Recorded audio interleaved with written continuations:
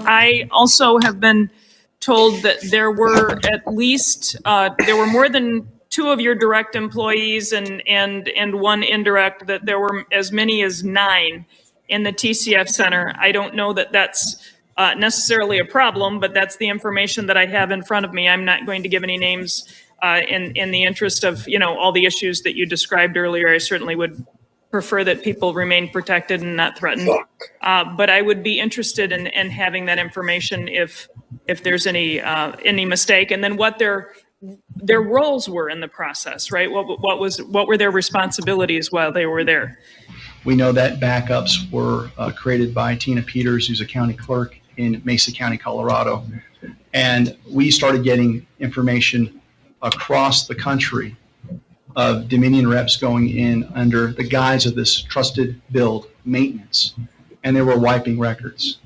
So whether it's June, July, or February, we're getting more information right now as we're here. The fact of the matter is, under 1-12-69, those records by law have to be preserved. And now we've got people that are questioning themselves, talking up to a mistake. And I want to caution you all to not blame yourselves, because that was the knee-jerk reaction to Dominion in Michigan. They wanted to convince the clerk staff that they must have done something wrong. Yeah. And when we're talking about county liability, this is very, very important to listen to Mr. Lindbergh's expert opinion. And then your equipment, your adjudicators and your tabulators in the TCF, do they have Ethernet access? No, they're not connected. As I said, they're not connected to the internet. They're designed to be completely standalone system. They are connected locally in a local area network designed to be separate from the internet. What is the vehicle for the transmission from the ICP? Is it cellular modem versus VPN? Well, it is a cellular modem that can be configured in a VPN, right? And we currently in Chicago County, we work with Verizon to secure that network. So we would have the same capabilities here. What wireless chipset / modem does the hardware have? We support a variety. So it's really up to the jurisdictions, what technology they want to use, what's compatible with their networks. Currently, in some jurisdictions, we're using basically a modem that is a 3G modem, GSM, but we can support multiple varieties of modem that can be, including latest 4G standards. So the answer is the next question: is it 3G or 4G? Verizon, AT&T, or Sprint? I'm assuming all. Yeah, all networks. Right. Just as a point of fact, yeah. I mean, we actually transmit from the ICP in Mongolia as well, so we're not limited in networks. And in Puerto Rico, there's 3 vendors because the island is not covered by any of the vendors completely. So we use 3 different cellular vendors for some ICPs with this vendor: Claro, AT&T, and T-Mobile, I think, in the different parts of the island. So then they don't have an Ethernet set up in order to be a part of the LAN or Ethernet for any other reason? What I thought I heard you say is that you were able to contact Dominion, they were able to fix the problem. That indicates to me that somehow they're able to communicate with the device that you have. Yes, sir, they were. And to give you an example, the way I am not a tech person, but the best way I can explain it to you is when something happens with my phone that I have an iPhone, or something happens with my Apple computer where I need additional assistance with that. I call up Apple and I say, this is what's happening. And they say, do I have permission to take over your computer? And of course, I give them the permission to do that because I want it fixed. That was the exact same thing. I had to give them permission to take over my poll pad so that they could reprogram it from Adams Park to SSO2 A and B, which is at West Spalding Drive Elementary. 2 of the main observations that I witnessed at the TCF Center on both the 3rd and the 4th when I was there, I witnessed so many irregularities when I was there on Election Day on the 3rd. Immediately upon walking in, I ran into Randy Bishop, and Randy owns radio stations. He's very IT savvy. He said, Brian, I was here all night. What's going on here is unbelievable. He said, let me show you something right now before I leave. So he walked me over to the high-speed scanners and tabulators, and he said, see all these Ethernet lines running out of the tabulators? They're all bundled together as they accumulate, and then they're all connected to these routers, and then they all go to the main computer. He said, these are all hooked into the internet, and that is illegal, and it should not be happening because it opens them up to hacking. Oh, sorry. Yes, they do. So to connect the computers in a local area network, they are connected through, I believe, an RJ45 connector. Thoughts on that, everybody? I'm going to be doing this also on the Somali Ilhan Omar fake thing there, attack, supposedly bullcrap. In any case, but I was going to do the show on the election stuff, so I'm going to be doing it on both. Okay? All right. See you in a second. 229 of these 30,000 we went through are deceased. 150 tables simultaneously started duplicating ballots. There was batches of ballots being ran through the tabulating machines numerous times, being counted 8 to 10 times. The ballots looked like they were all exactly the same Xerox copies of the ballot. They were all for Biden across the board. There wasn't a single Trump vote. I have not lived for 62 years with kids, grandkids, and great-grandkids to see this election stolen, which is what we believe. Prove us wrong. No, I say you responded to a higher law. You responded and appealed to God, and you did the right thing in your own morals and your values and the principles for the people of this state and for our country. And if you don't, God help us. Not one of the military ballots was a registered voter.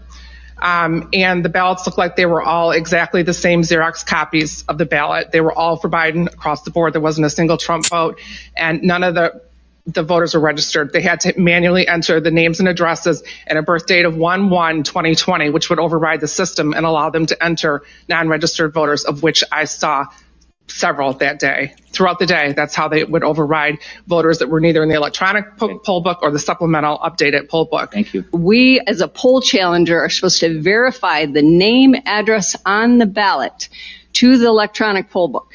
And if it is not there, then it is supposed to be in a paper poll book, of which there was a significantly large poll worker. Anytime that I said that is not in the book, when she would scan it, it would not come up on the screen, then she would basically hover over this paper book, sometimes checking something, and other times we could see that they did not check it.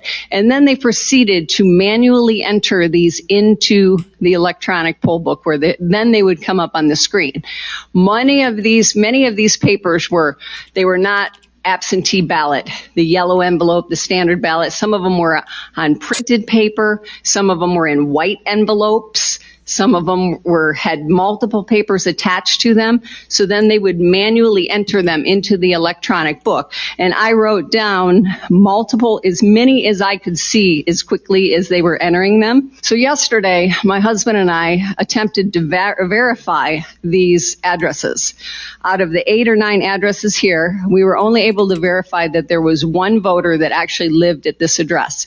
And I can present to you one voter. I don't want to say their name, but you have it. This is their address that they show on their voter registration card. This is a church, of which it is illegal to register to vote anywhere but at your home address. I watched as hundreds and thousands of ballots came in that poll workers were not able to verify in the QVF nor the paper logbook.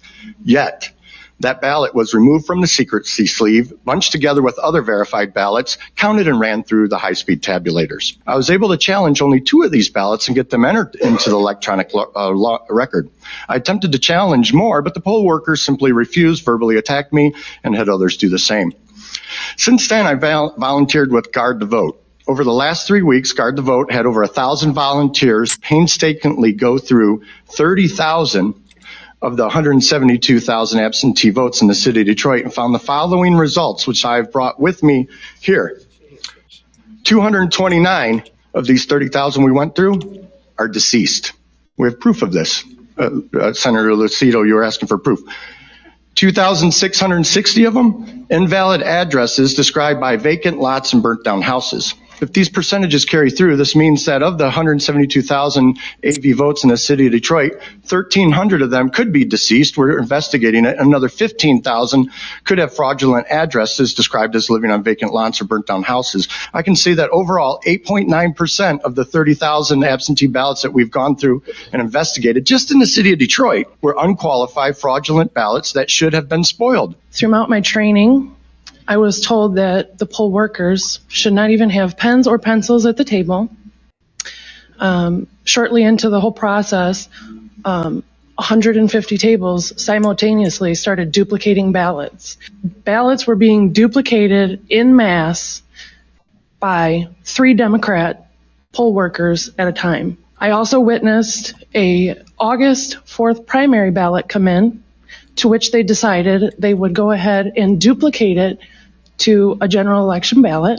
On November 4th, early in the morning, I was standing at the adjudication table and a ballot came across the screen.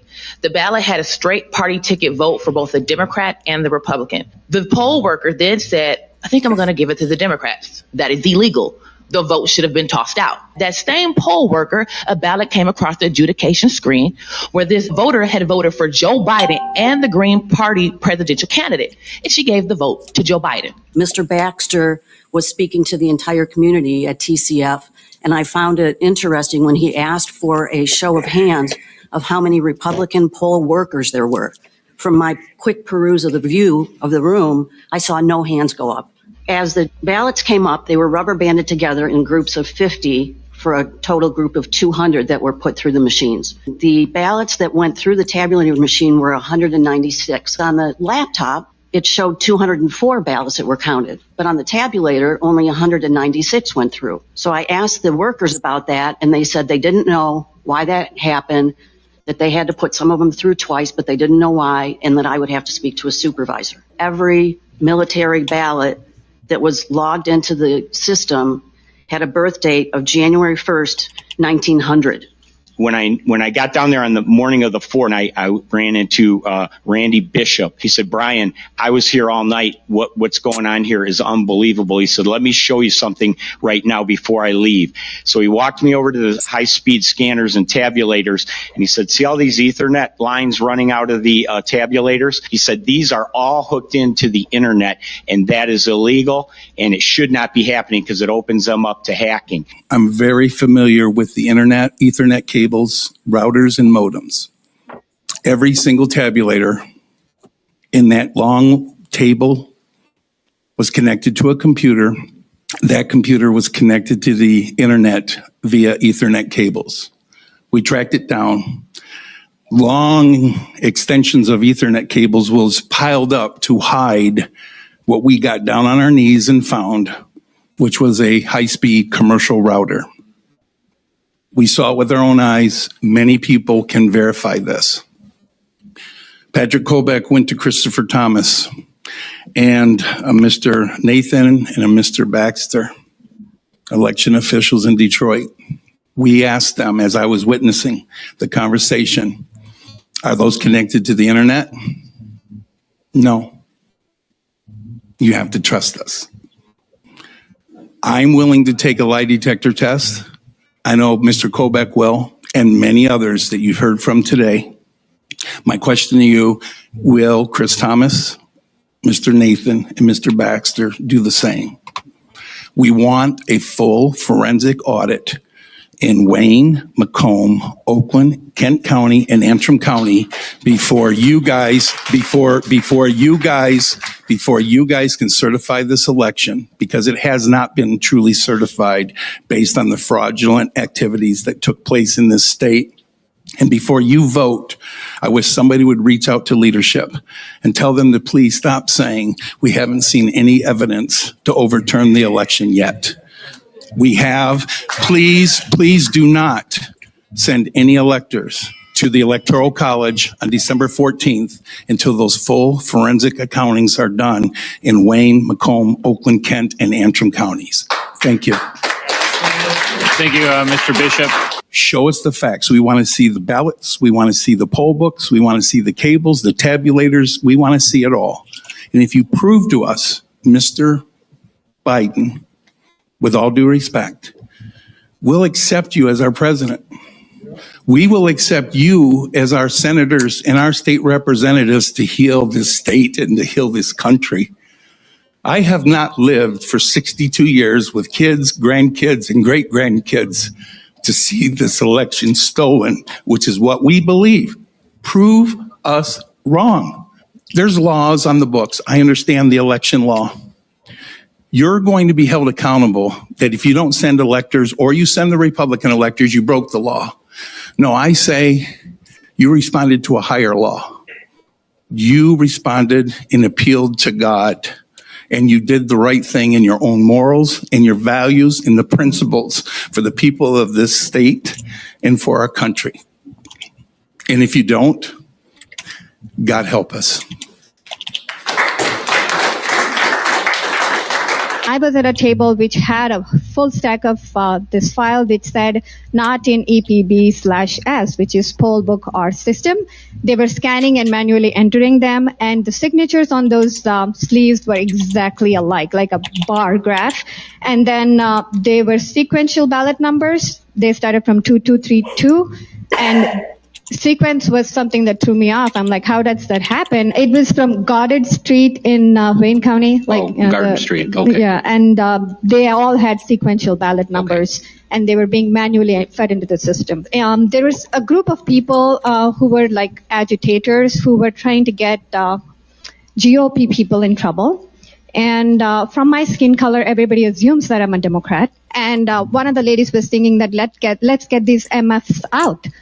And I'm like, MFs who? Like, because she thought I was a Democrat. Then when I pulled out my tag, she looked at me and she's like, you're on the wrong side. Then I noticed that they were going and getting all the white male Republicans out by, just kind of sheer intimidation. But the whole environment was so hostile and condescending. The thing that bothered me was that when every time a GOP challenger was being escorted out, all the poll workers, Democrats, and everybody else were cheering. And that was very disappointing because these people were just doing their job. They were not attacking. They were not there with guns. They were just volunteering their time, and they were treated with utmost disrespect. I have a background in IT and cybersecurity. I was contracted by PDS staffing to work with Dominion voting systems, assisting with IT at the TCF Center. What I witnessed at the TCF Center was complete fraud. The whole 27 hours I was there, there was batches of ballots being ran through the tabulating machines numerous times, being counted 8 to 10 times.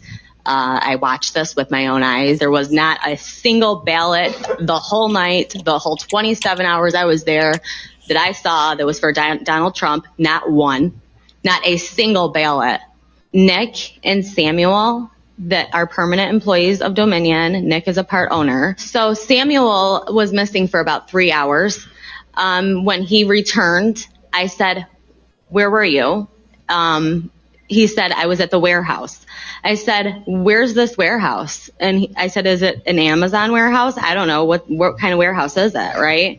And he said, we call it the Chicago warehouse. And I said, okay, so it's in Chicago, because they're from Colorado. I said, so it's in Chicago? And he said, no, Melissa, it's in Detroit. We call it the Chicago warehouse. I said, okay, and I just walked away. But there was something very secretive that he was doing. There was also they said a big data loss right before they sent Samuel to this warehouse. What time was that?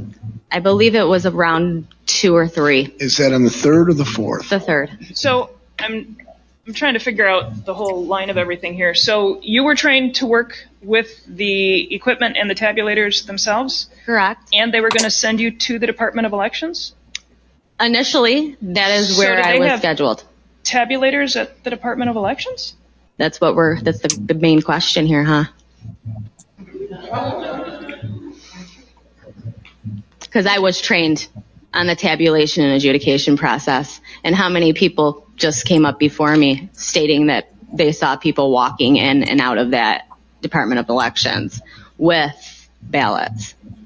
As I stated, I was not supposed to even talk about this today, And but then I'm going as to. they're scanning, they have a pile of them. They're putting them through a scanner, and the pile, once it's gone through the scanner, is still fully accessible to the person Absolutely. who's doing the Absolutely. Okay, thank you. They could scan them 50 times if they wanted to.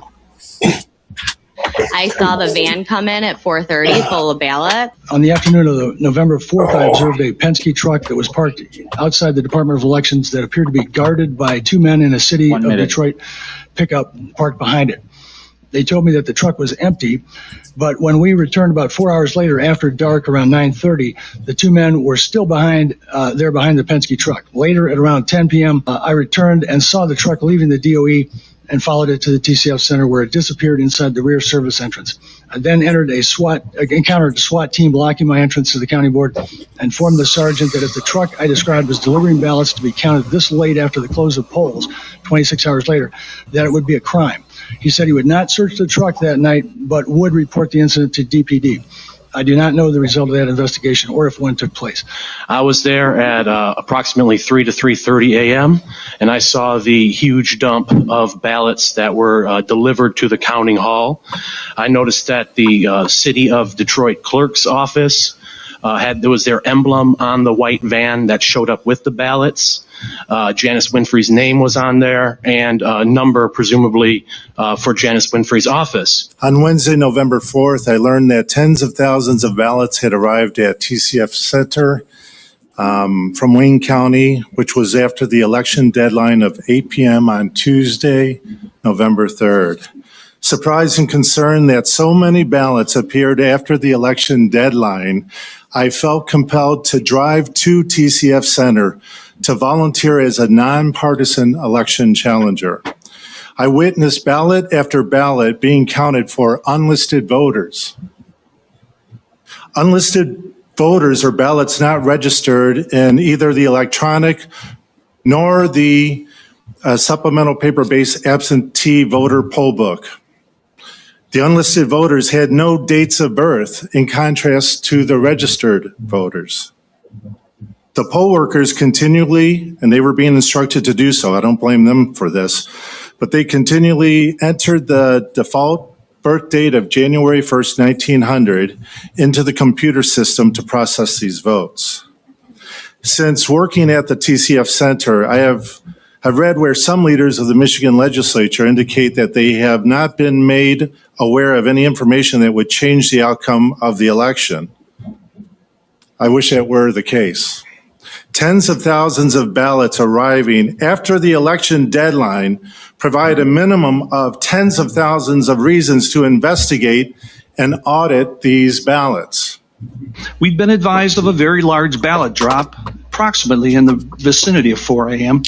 Night shift observers had indicated that about 61 boxes had been delivered. I began observing the process of ballots at several counting boards. I quickly noticed that none, and I mean none, of the names were being scanned from the ballots were in the electronic poll books. All of the names that were found in the supplemental sheets. We know that the poll books, the electronic poll books, were updated on Sunday, November 1st. That meant that all of these new ballots had to have been brand new registered voters on Monday, November 2nd, or Tuesday, November 3rd. I found it very hard to believe that tens of thousands of people had registered in just 2 short days. So I began writing down the names on the ballots immediately after they were scanned by the computer poll worker. As soon as I began, I was severely obstructed by 5 different persons that I could no longer, such that I could no longer continue my legal responsibility as a poll challenger. These 5 persons comprised of a poll worker, a supervisor, an uncredentialed person, a Democrat challenger, and one of the top leaders of the AVCB. The details can be found in my affidavit. Does anyone believe that 30 or 40,000 new voters were actually signed up legally in 2 days? I implore every member of this board to protect the Constitution I implore you to give us a full forensic audit. So, and then we had a new shipment announcement by Mr. Baxter at 4:30 a.m. on the microphone. He's saying, hey, we're going to have some ballots coming in. So these boxes of ballots were brought in by Mr. Baxter and his team at 4:30 a.m. from the rear of the room, the TCF Center. So approximately, I witnessed them bringing in boxes from the rear end of the room into the room. This is between 4:30 and 5. I estimate around 84 boxes placed on tables in the center of the room, each box with approximately 600 ballots, totaling to approximately 50,000 ballots, equal to the 2 rounds before. Because we were there from 10 to 1, we did a round about 50,000, and then 1 to about 4, a second round about another 50,000, and then this last round, all you have to know is there's the same amount of ballots from the other 2 rounds. Most volunteers left at 5 a.m. I stayed. At 6 a.m., Mr. Baxter and the management got back on the microphone and yelled, "This is what democracy is supposed to look like," in front of everyone with the new shift. Right after that, the whole room cheered, and you can tell that there was not a balancing in the poll workers there, even at that shift. These ballots that were brought in the middle of the night, early morning, whatever you want to call it, where did you see this go to? I'm looking at these numbers here, 84 boxes. 600 each in each box, over 50,000 ballots. Where did these ballots go? They were just processed just like any other round. So they were brought in from the back, which... In sleeves, again, mail sleeves. What I mean by that, you know what I'm talking about? Banker boxes with sleeves over the banker boxes. The sleeves were removed.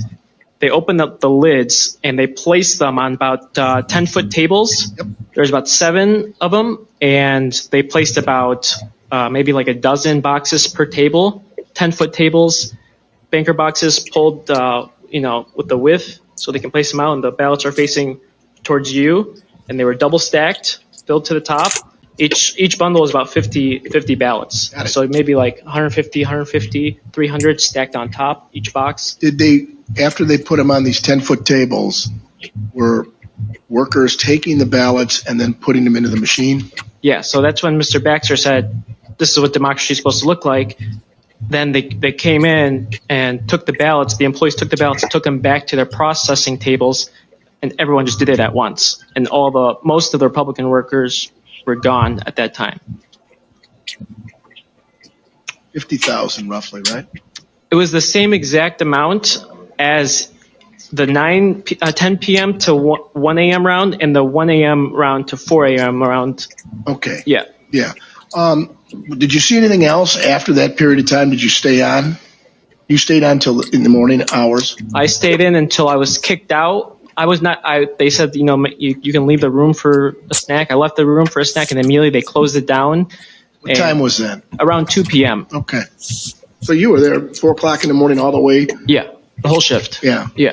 Thank you. Thank you very much. No problem. Did you or anyone you know ask where the origin of the late night ballot delivery was? What precincts it came from? I did not ask. However, the person right next to me grabbed me by the, pulled me to the side and said, I see a truck at the loading dock coming in the back of the TCF Center. And by the time I looked, Mr. Baxter and his management team were personally holding in boxes and carrying them in to the tables. Senator Tice. The other deliveries, they didn't come in this way? No, this delivery was unlike every other that I witnessed from the other 2 rounds. Yeah. So my job was to be stationed at the TCF Center. I was in the middle of the room near the duplicate ballots. There's a table full of duplicate ballots. Throughout the whole night, I witnessed theft of duplicate ballots. My job was to follow them back to their tables, to the counting boards, and where they would just take stashes of ballots, 4 or 5 ballots, take them to the table. I would stand there for 4 or 5 minutes. They wouldn't make any duplicates, never followed any duplicate procedures. They stashed them under their boxes, never put them in the bins. But couldn't do much about it, just write incident reports about it, which are documented. When it comes to the duplicate ballots that you were in the middle of the room watching, those are blank ballots for the purpose of refilling out when necessary? for example, if there was like a coffee stain or something, which I never saw that night, they all looked like clean ballots, we would follow them back, and there would be several people in line waiting to follow that person back. And so once that process was done, I would come back to the center table and wait for the next person to come in. And also we had some issues where we were making duplicates of the duplicate ballots. And when I asked the employees why we were making duplicates of duplicates, they confirmed to me that this is a duplicate of duplicate, but the tabulator said unknown reasons. Based off my sampling, because I was 1 minute. Okay, sampling off of the dozen of the duplicate ballots from 6 to 2 p.m. 2 p.m. the next day, none of those were for Trump. The other 2 rounds, I only saw 1 for Trump. 3 other challengers told me they witnessed the same sampling. I challenged ballots, all refused. Challenging procedure never properly carried out. Never issued challenge ballots, no track or remedy, no record. I resorted to writing incident reports. Poll workers changed duplicate ballots to straight Democrat tickets. That's why you see in the tabulators 2 different tickets. I witnessed employees filling in bubbles for the Democrat straight ticket. And so at the tabulator, I also witnessed what the Dominion employee said with the rerunning of the ballots. I saw that several times. At 2 p.m., I left the room for 5 minutes. Right after I left the room, they blocked it out, covered the windows up. I couldn't get back in for exceeded COVID capacity. I called the federal prosecutor. I called the FBI, made a report. I called the Secretary of State fraud tip line. I called Detroit Department of Elections multiple times, and there was no answer. I saw several dozen military ballots throughout the day. I only saw 3 that were for President Trump. I was trained as a poll worker, which then I was credentialed as a ballot box inspector. You were almost threatened or taught to threaten a poll challenger. They came right out and said, you don't have to listen to them, you don't have to speak to them, they can't get near you, they cannot talk to you, you don't answer them, and if they continue to question you, then call the police. Literally, that's what the instructor told us to do. A lot of this could go away if you had 1 Republican at each table. I applied to be a worker. You've heard here multiple people applied to be workers, and we are all denied that. So instead of having these hearings, why don't we have a clean process? It would not fix. You would not believe everything they did to steal the 2020 elections. I'm also going to do this stuff on the fake Omar stuff. But I'm going to do that later, the second half of the show. The computer glitches that came through, but it would fix a lot of this other issues. You said you applied to be a poll worker. When did you apply? More than a month before the election. So well in advance of the training, because yes, it was before the training. Okay, because we heard from the clerk in Wayne County that the people who applied that were denied were people who applied too late and the training had already been done. So I just wanted to clarify. There was still training scheduled when I applied. Okay, thank you. At one table, I saw a single ballot duplicated 4 times. I estimate that I probably saw 3,000 to 4,000 duplications the first day. Let me tell you about one piece of evidence you don't know. The Secretary of State contracted with a company called VoterWorks. They use a software called Arlo. Arlo is an open architecture. You ought to look at that. That's a serious flaw. It's a back way into the QVF, the qualified voter file. What does that do? It allows them to enter names that may be fictitious. Well, I've seen examples of places where these people don't live and whatnot. Take a look at it. That's pretty serious flaw. It's like your bank or your credit card being open.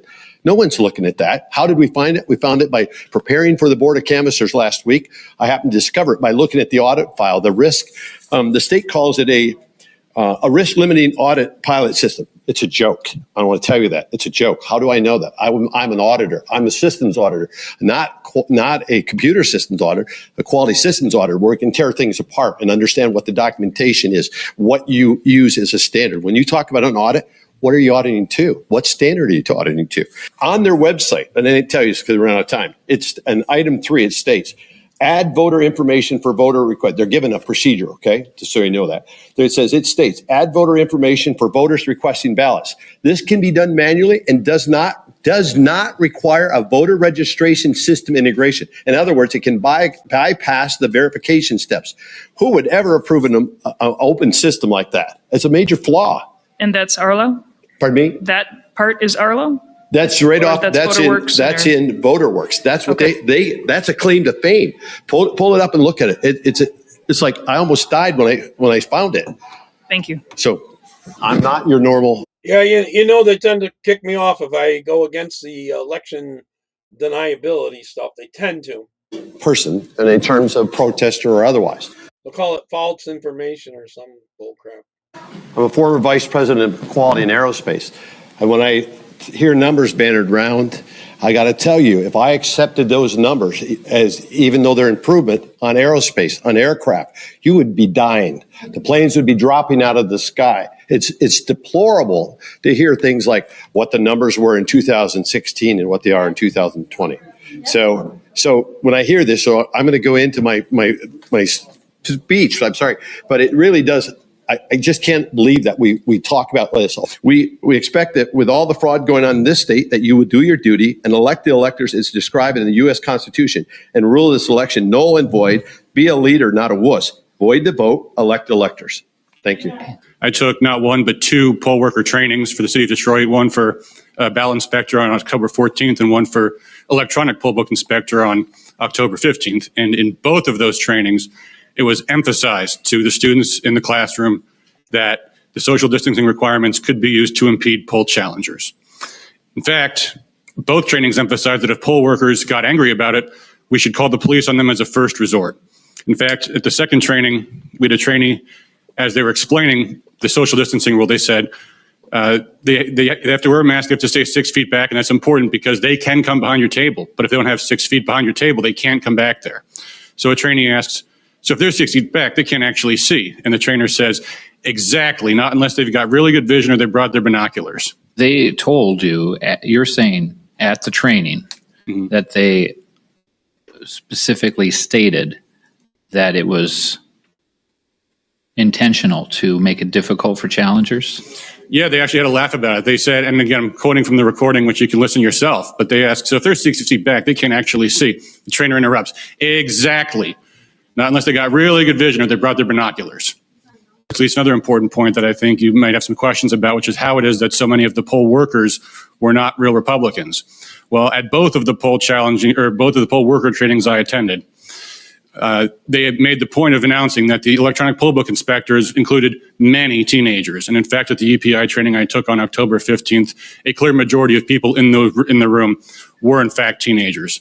So for all the people that came up today that said they applied to be a poll worker but didn't get the job, there was something going on that was coordinating the hiring of employees for a certain purpose. Now you'll know, or maybe you don't know, but yeah, I assume you do. Poll workers. I plan to do stuff on the Omar stuff too. I'm going to do the election stuff and then the Omar stuff, the second half. The fake outrage or stuff that got thrown on her and this and that. Turns out that her person that did it was the husband to one of her campaign people. Are required to specify their party affiliation. They can't say they're independents. Well, what's your party affiliation when you're a minor and you're not even eligible to vote? At midnight, Trump Plus, he's a real leftist, tranny. Was ahead 10%, which was an unusually high amount. To about 2 o'clock in the morning, my monitor went down. It totally rebooted. So unless you can tell me there wasn't a data dump, there wasn't a data breach, I don't believe that the numbers were true, because when I went home and woke up, all of a sudden Biden was ahead. The voting had stopped in the middle of the night. So unless you were one of the few processing tables, you would not have seen. Now don't be surprised they kick me off for doing this about election stuff. They tend to. This rebooting of the laptops. Thank you. I watched ballots that were had the wrong number, that didn't match the inside ballot. What is that? A cut through the snow? The path through the snow? Or something else? Did not match the outside of the envelope number. Hey, Colin. So the second person was verifying it with herself. She wasn't verifying it with the first person. So she noticed that. She said that to the supervisor that they didn't match. So what they would do is they took white Post-it tape, they put it on the outside of the envelope, and they wrote down the number of the inside ballot number on the outside of the envelope. I witnessed that at least 3 times. And once the girl realized what the process was, she stopped mentioning it. She just knew what to do. Days later, my neighbor was walking her dogs. She works at the local nursing home. And one of the RNs had told her that the activities director held a activity with the seniors. And it was a mock election. It was a mock election with real ballots, and that they were, the staff workers were helping the seniors fill In other words, you made a new roadway through. these ballots out, to the point that one gentleman was writing his name as Quincy, but that wasn't You mean falling down trees? his name because he had Alzheimer's. So the worker actually crossed his name out and wrote on his thing and was told that the ballots were in fact mailed out. So that's a point that I think nobody knows about or has heard about. I've asked them to come and testify, but they said that they're worried about their jobs. I mean, I've heard several times today, do you have proof? It's like, man, when you're denied access, that should be sufficient proof. 1 minute. And as legislatures, I would just encourage you guys, the least you can do is pass legislation to require maybe a revote. What would be a few more weeks if we actually made people feel like we had a transparent and fair election? Because right now, I would agree, most people that I know do not believe at all that we're anywhere close to that. And I would just, for the sake of the republic, I'm 67 years old, and I cannot stand the idea that our country could go down under an unfair election. Mrs. C. That noise you keep hearing is warning them that their time's almost up. They only gave them very little time. It's written on her shirt. Brought down a box of ballots. Since they're in stacks of 50, I could estimate it was about 500 ballots.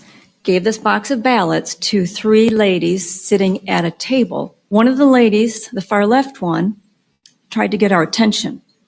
She ended up giving us notes that were stuck on all these ballots, the sticky notes. They read, received November 4th, enter as November 2nd. These 3 ladies were entering these ballots in to the verified voter system. She also got my attention, turned around, tried to get me to see her laptop monitor, which I leaned in and saw, and she wanted me to see the signature. The signature on the screen was some huge circles like that, the signature on the ballot was little tiny vertical sticks. It wasn't even in the same solar system, definitely different signatures. And this one lady that was trying to help us ended up being Jesse Jacobs, the whistleblower. Onto the tabulators, I witnessed multiple times stacks of 50 ballots being put through the tabulators multiple times. If they'd have been cleared, we would have no way of knowing because the supervisors for the tabulators made sure that the metal boxes they put the finished ballots in were so far behind the tabulators and made us stand behind those boxes. We were at least 12 feet from them and wouldn't allow us to get any closer to them.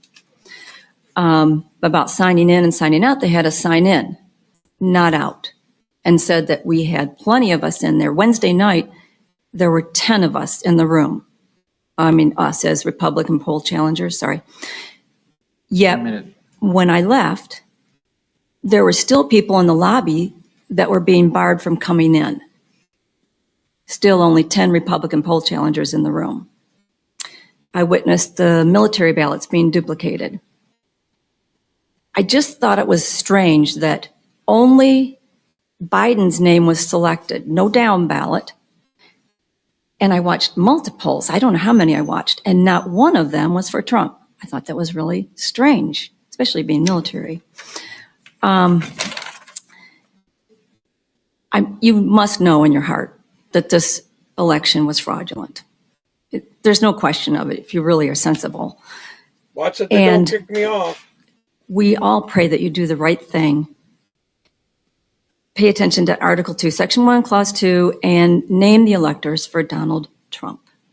80% of the ballots that were at my table 93 were closed with packaging tape. And I thought that was odd. You know, I mean, 83%, like 80% of the ballots were closed with packaging tape. That seemed different to me. I observed that envelopes, which were scanned in some cases, would have a different ballot number than was on the envelope. I was at board 55 in TCF. The ballot number, though, was in the poll book, as was the number on the envelope. The situation would result in a challenge ballot. the situation should result in a provisional ballot because there's no one knows who voted for anything because they didn't match, excuse me. And other situations which I just couldn't follow would be processed through also where there was this mismatch. And so my question is, how is it that there's this lack of integrity between the envelope and the ballot, which results in a counted ballot, when on Tuesday, I knew who voted at the polls?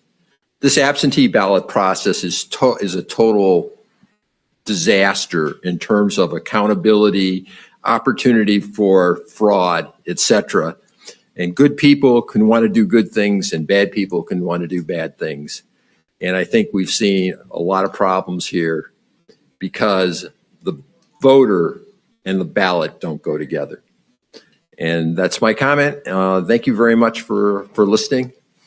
Well, thank you very much, Mr. Greenstein. Any questions from members? No, thank you for coming. Appreciate it. Did you submit your testimony in writing or? No, Oh, okay. can give me an email address. Yeah, we can do that. So thank you. The email that we've been using for this committee is Senate Oversight Chair at senate.michigan.gov. I know that's a little bit of a mouthful, so, but if I have a spare card somewhere, I'd write it down. The next up, we have Sylvia Halpert, followed by Dr. Linda Lee Tarver, followed by Marilyn Fine. Ms. Halpert? Yes, Welcome to the committee. Thank you. thank you.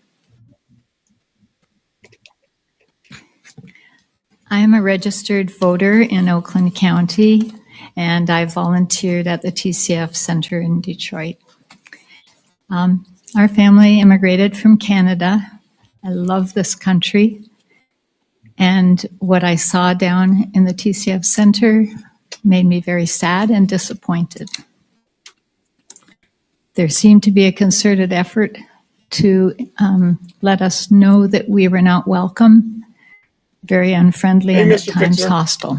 At one point, I witnessed a challenger walk up to a lady to look at the ballot. I'll be doing the Omar She turned stuff, too. aggressively, That thing was such brandishing so a fishy, long it's metal ridiculous. letter opener to the gentleman, and in a threatening manner pointed the sharp object towards his chest and demanded that he move back.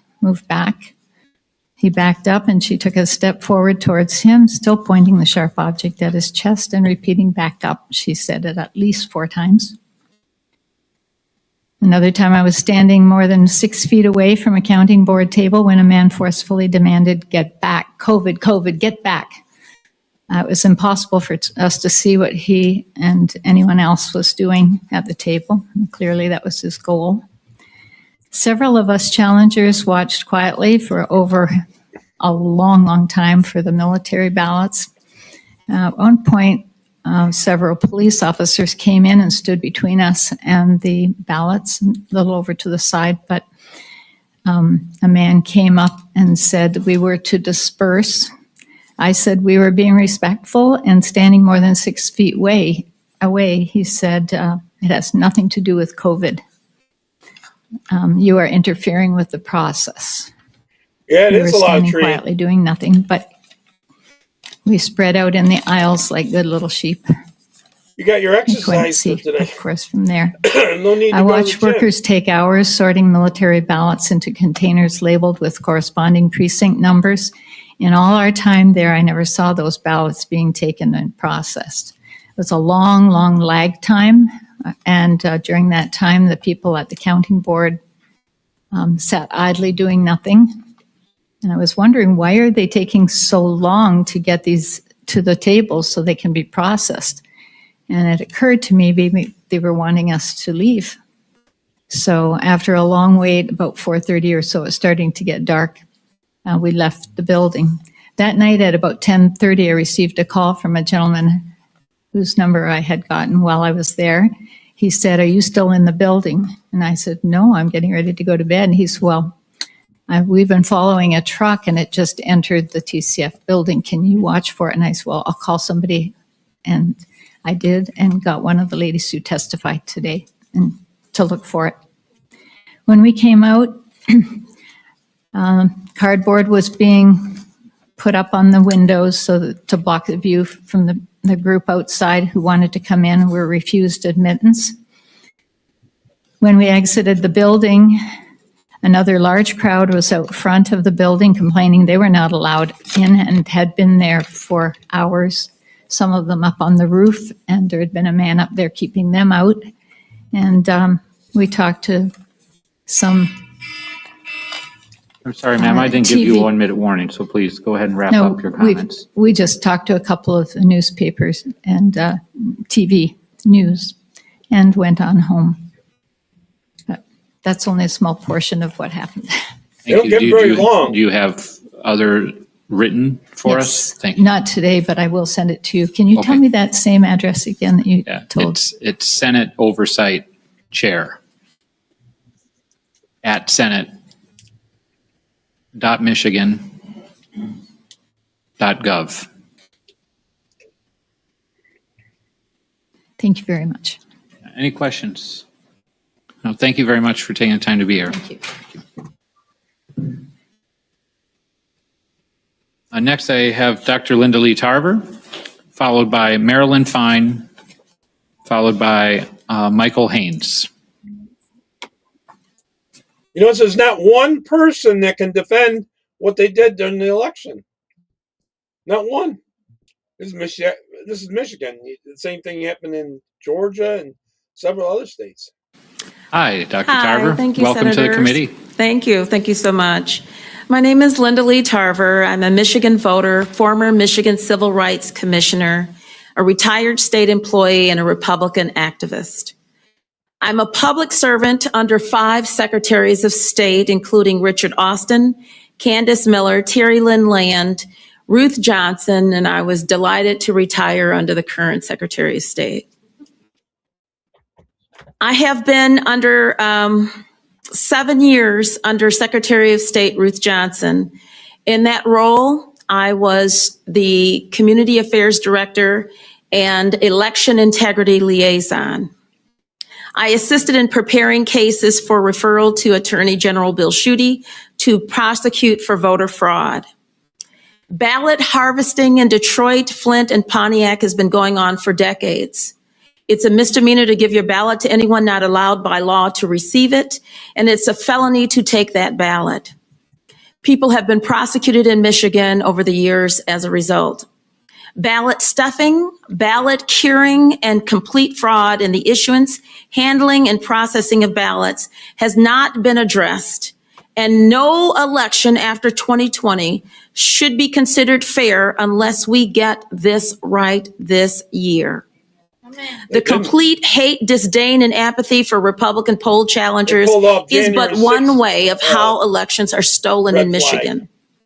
Before COVID-19, and I'm talking to the Democrat in the House, and in every election in the last 25 years, Republican poll challengers were removed by the police, especially in Pontiac. MCL 168.733 says, the election inspectors and other election officials on duty shall protect a challenger in the discharge of his or her duties. Shall protect is not an option. Shall protect. It is never done in the urban areas. Never, never, never in the urban areas. In the 34 years I've been working for the state of Michigan, and certainly not the 29 years I've been working at the Secretary of State. It also says in subsection 4, a person shall not threaten or intimidate a challenger while performing an activity allowed.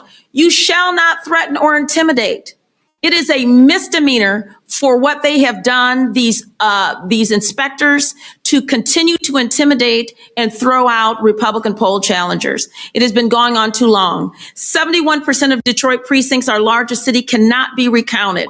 As always expressed as minor clerical errors, these are not minor. There are touch points in the process for these ballots to be, and the accounting to be done, those ballots to be open. In order for this fraud to be corrected, we need a complete audit. You need to have optics on it. This This has always been done in communities of color. It needs to stop. Enforce the laws and bring in independent inspectors. 71% of Detroit cannot be recounted, which means that the boxes that the ballots are in cannot be opened. 71% is egregious, and it happens in these communities of color. So if you cannot recount it because of a, quote, clerical error, according to Secretary Benson, these are not clerical errors. These ballots are hidden in. You can hide them in there until you're able to open them. There are processes that have been allowed so that when you cannot balance your precinct, you can go to a counting board or a board to evaluate them. At that time, those errors are supposed to be fixed. And they can open up the ballots. You cannot look at the ballots if you do a recount. You need an audit in order to do a forensic audit to look at those ballots. Some absentee ballots that were coming in were not even folded. How do you have a pristine, flat ballot without being folded if it was an absentee ballot? You're talking about mail-in ones that come back in the envelope that they provide for you. You're supposed to put it in that particular envelope, so it's got to be folded to go in there. So how do these unfolded mail-in ballots happen? And therein lies some of the problems. And once it goes into the machine multiple times, you cannot open up the case. If you put the wrong number on the seal, you can't open it up. If you put in, if it doesn't balance, you can't open it up. And so there's problems with what's going on. We need to open up those ballots for the integrity, because we cannot move forward in any further election.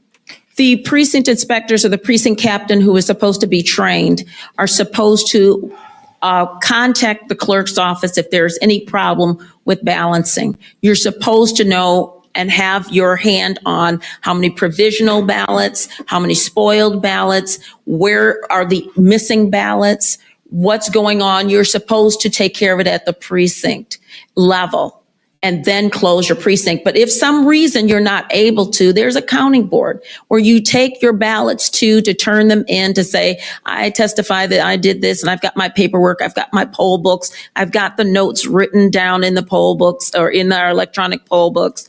And that counting board is supposed to say, you're not in balance. Let us open up that container and make sure those poll books we can look at the ballots. We physically can look at them.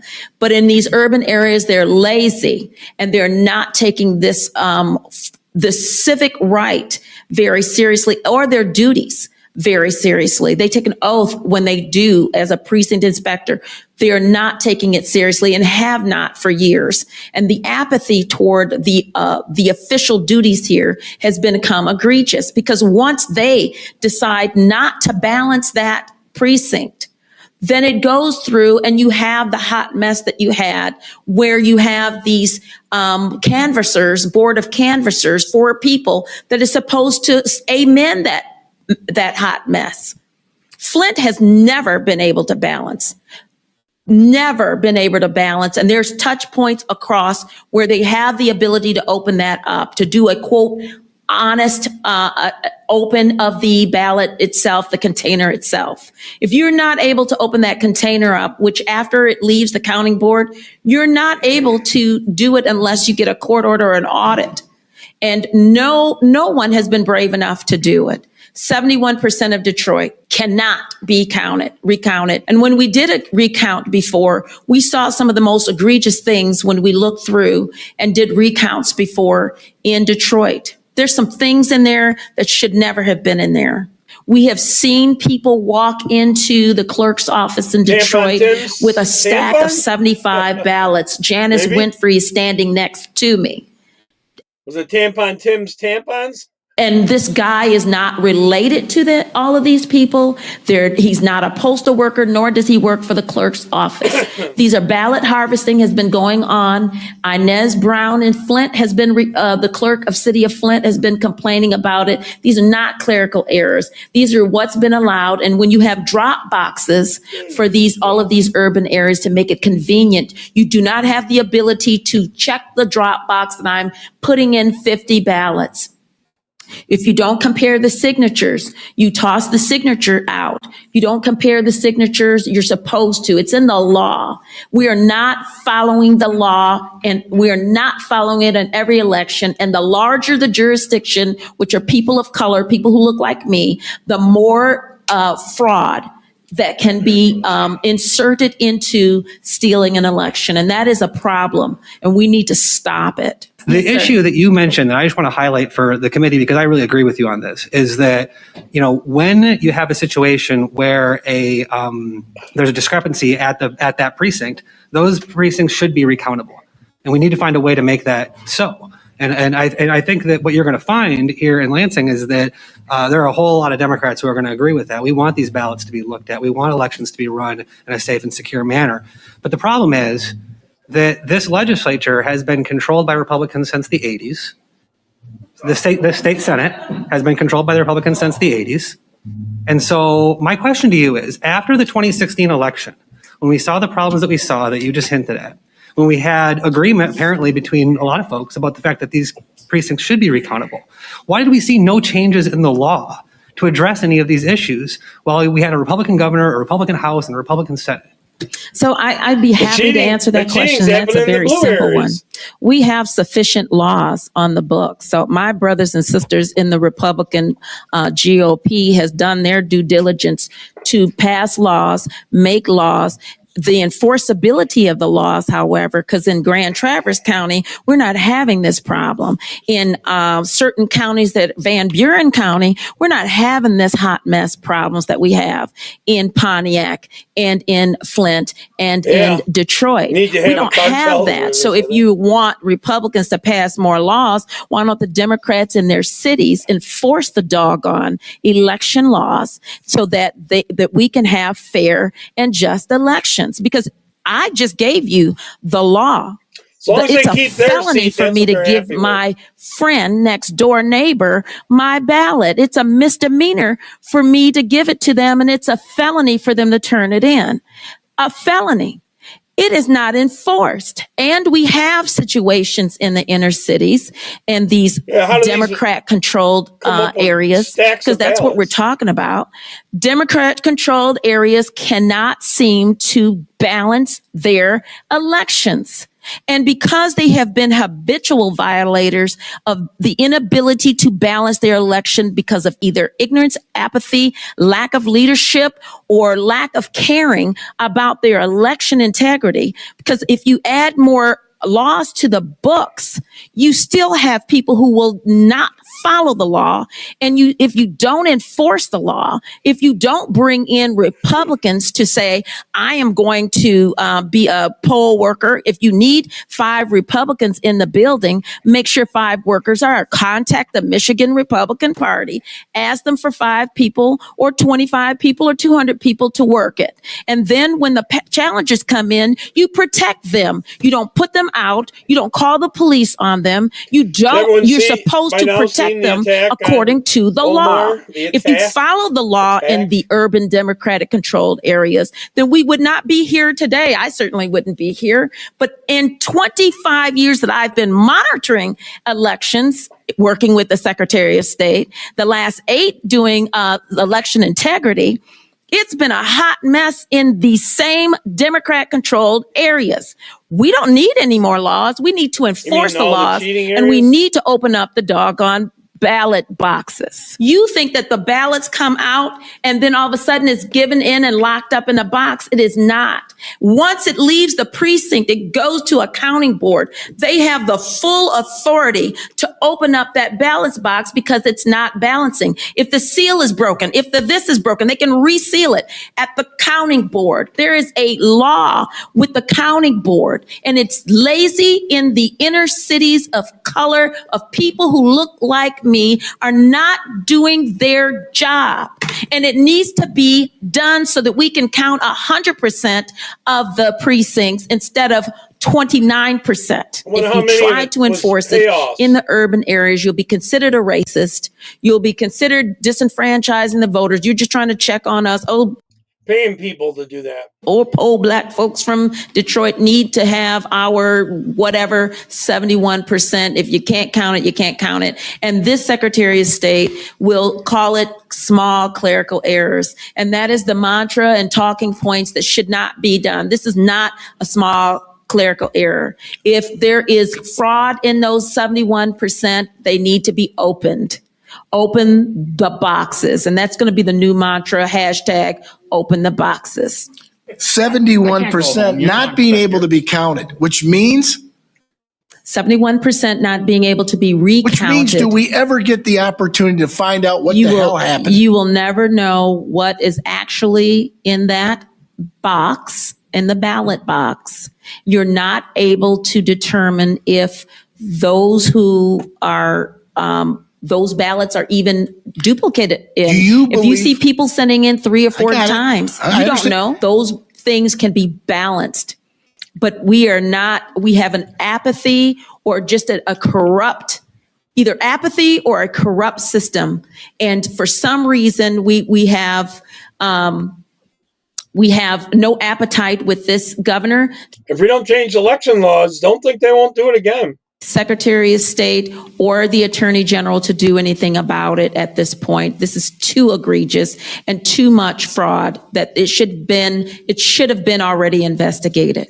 I observed. You can see on the left how desperate they are to win. An election worker pull out a ballot from an envelope where the circle was completed next to the name Donald J. Trump. I saw this with my own eyes, all this that I'm saying to you today.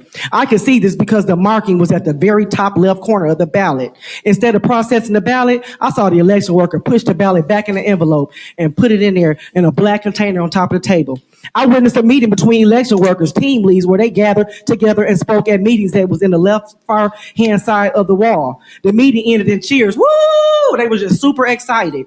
At approximately 11:43 p.m., I heard one of the team leads yell, "This is our house tonight," and further yell, "They gonna do what we tell them to do from here on out."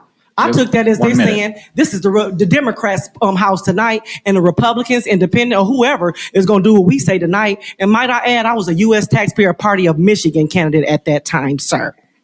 I observed stations where election workers were working on scanned ballots that had issues that needed to be manually corrected. I believe some of these workers were changing votes that had been cast for Donald Trump other than Republican candidates. I observed ballots with cursive writing notes at the top right-hand corner.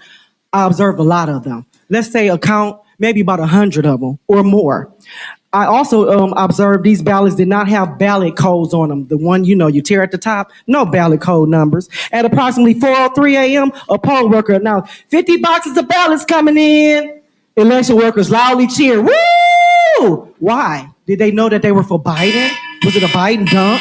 We don't know, huh? About 4:50 a.m., I witnessed a man spraying a chemical inside the ballot. It could have been air, but I also saw him put whiteout tape up inside of there, and he was walking around with this whiteout tape during the whole night. I have witnesses. If you need to call on them, their name is Cheryl Constantino, Linda Sawyer, Judy Jump, Debbie Swoff, and Marlene Benser, including myself, Artesia Bomber.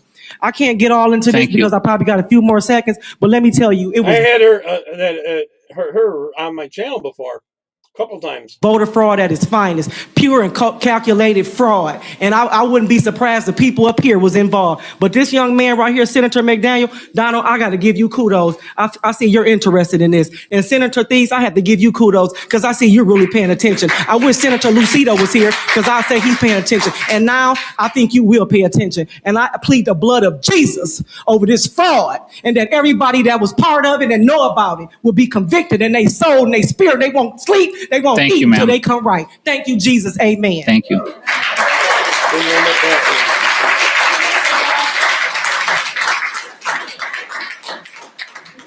We're at war with the most dangerous enemy that has ever faced mankind in his long climb from the swamp to the stars. That's a white liberal. And it's been said if we lose that war, and in so doing lose this way of freedom of ours, history will record with the greatest astonishment that those who had the most to lose did the least to prevent its happening. Amen. Amen on that. From hundreds of LA County poll workers and then storing it on servers in China. Fox's Lucas Tomlinson is standing by with all the details. Lucas.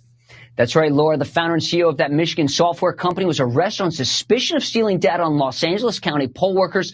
Prosecutors in LA said they found some of the company's data stored on servers in China. Now, here's the backstory, Laura. The Conic company based in East Lansing won a 5-year, $2.9 million contract with LA County for software to track election worker schedules, training, payroll, and communications. On Monday, the New York Times reported the company had been the target of so-called election deniers and reported, quote, using threadbare evidence or none at all, the group suggested that a small American election software company, Conic, had secret ties to the Chinese Communist Party and had given the Chinese government backdoor access to personal data of about 2 million poll workers in the United States. The company denied the exact accusations. The New York Times reported the company claimed all the data for its American customers were stored on secure servers in the United States and that it had no ties to the Chinese government. However, just one day later, the CEO of the company, Eugene Yu, as you see here, was arrested by LA County officials in connection with the possible theft of personal information about the poll workers. The New York Times has updated its story since then, saying the arrest was, quote, prosecutors in Los Angeles who brought the charge against Mr. Yu said that they had found some company data stored on servers in China. Conic says Mr. Yu has been the subject of, quote, wrongful detention and all the data was not, quote, stolen as suggested, Laura. Unbelievable, true. All right, here's Arizona, same thing. So if you think that the public should believe the false narrative of well-run, fair, transparent elections and outcomes, you're sorely mistaken. If Florida has 12.4 million more people who live in it than Maricopa or Arizona in general, and they can count their ballots in 5 hours under hurricane watch, and we are on day 9, we've got problems that we need to address. This is why the public here, you don't like people questioning and you want us to have faith. We don't. I've been an Arizona resident for the past 3 years. I was a poll watcher for both the primaries and the midterms, and I wanted to relay my observations with no commentary or accusation. The door number 3 debacle. When I checked in, I was the afternoon and evening and closing poll watcher. I did confirm that our tabulators were cleared. They were all zeros, but I also did confirm that there was no instruction for inspecting to ensure the door 3 or the slot 3 was empty. So no one, and not a poll worker, not a poll watcher, inspected to make sure it was empty. And the reason that's a point is at the end of the day, we were asked to report the number of voters checked in, the number of ballots that we're transporting, and of those number of ballots, how many were door number 3. We had 1,218 ballots. We had only 1,018 votors that checked in. So, and we had, of those 1,218 ballots, 406 were door number 3. Our rejection rate, which I confirmed with my Democrat poll watcher counterpart, I thought it was maybe 75% at least. He said, oh no, it's at least 90% rejection rate. The 17,000 number that has been publicized as door number 3 ballots is far understated. We were there. The discrepancy in the number of physical ballots that I had, they came from somewhere. We had physically had them. They were not voters that walked in and checked in. We had 200 more ballots than voters. This one is 2022. The cheating that went on then. Voters that checked in. And I just want that to be on the record. My name is Betty Daly, and I was a poll worker also. I was a judge. Can't hear me. I just came up to say that there were many problems with the tabulators and the way people were signed in on the computers. I just wanted to say, according to the 600-page manual, there were many election errors, anomalies, whatever, I can't say the word, shenanigans. And if you just read the election book, if you just go through the pages, that this election needs to be nullified because of the problems, and it takes far less than what occurred at the election polls. So read the manuals, that's all it takes. Thank you. Hello, my name is Scott Miller. I live in District 4. I also was a poll worker, a judge at Journey Church. The issues that were just talked about were the same thing happened at our location. Tabulator did not work 30% of the time. I sent an email to you, Mr. Hickman, last week about this issue, but the primary issue I'm going to talk about was there was a woman there born in 1947 in Nebraska. She came to vote. She got her ballot. It was just a federal ballot. So when she called me and asked, I was a judge, she called me and asked, why am I getting just this federal ballot? She showed me her license. She had moved from Glendale, where she lived for 30 years, to Peoria. I called the hotline, the election hotline, and the hotline told me that she had not established citizenship until November 4th in Peoria.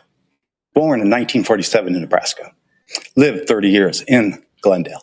So this is a terrible situation where she didn't get to vote for anything but federal, nothing about the state. And that, to me, needs to be looked into, why citizenship is not established when you change cities. It's when you're born. Good morning. I'm Raquel Contachassi. I'm also a fourth generation Arizonan, which I know we're a little rare, but I know this state, love this state. So Chairman Bill Gates and Recorder Richer, you both have lost all credibility and any shred of integrity to conduct free, fair, we're no outbursts, free, please. fair, and transparent elections here in Maricopa County. When you both opened in 2021 a political action committee to specifically defeat MAGA candidates. That actually was almost our whole ballot for this primary from the Republican Party. So if you think that the public should believe the false narrative of well-run, fair, transparent elections and outcomes, you're sorely mistaken. That's not just a conflict of interest. It's a specific agenda and a pre-bias going into it. So you, at the very least, should have recused yourself from any part of this election, having opened that in 2021. If Florida has 12.4 million more people who live in it than Maricopa or Arizona in general, and they can count their ballots in 5 hours under hurricane watch, and we are on day 9, we've got problems that we need to address. This is why the public here, you don't like people questioning and you want us to have faith. We don't. There are problems that need to be addressed, systemically addressed. Thank you. Hi, my name is John Chadwick. I'm a native, and I had 2 questions that have to do with Stephen Ricker's office. Number one, why were there ballots were 19-inch in inventory that were probably sent to Republican locations that jammed the machines when he knew that it took 20-inch? Why were the 19-inch ballots in inventory? And the other question is, I had addressed a letter to Ricker's office about Zuckerbucks. Wanted to know if he got any and where they went. And I've got the letter. So it's some time ago. He didn't answer it. So I'd like to see if we can get an answer. The citizens can get an answer. What came into that office in Zuckerbucks and where it went? And also, the other thing I wanted to say, that if this board can't get the election integrity correct, the public opinion of Arizona will do it for you. I'm pretty frustrated, so I apologize for my voice. No I just want apology to tell you necessary. that I'm here to talk about transparency and truth, and I want to look each and one of you in the eyes. I've served this city for 30 years. I woke up, I was the great employee, saving lives, going out there risking my life, and trusting that all you people that have been elected by the people would do the truth, would do everything in your power to represent us fairly and the way we want to be represented. For the 30 years I got up, I wasn't paying attention. But you know what? These past 2 years, I've been paying attention to you guys. I've been looking to you guys online, and you need to make sure you're accurately who you are and who you are representing. If you represent the Republicans, you're first of all, you're representing Arizona and America. And you took you sworn into office just as I did. And I'm just disgusted by your behaviors and your decisions that you've made. And look at all these people out here who are just suffering so badly because of your false falsehoods, let's just say.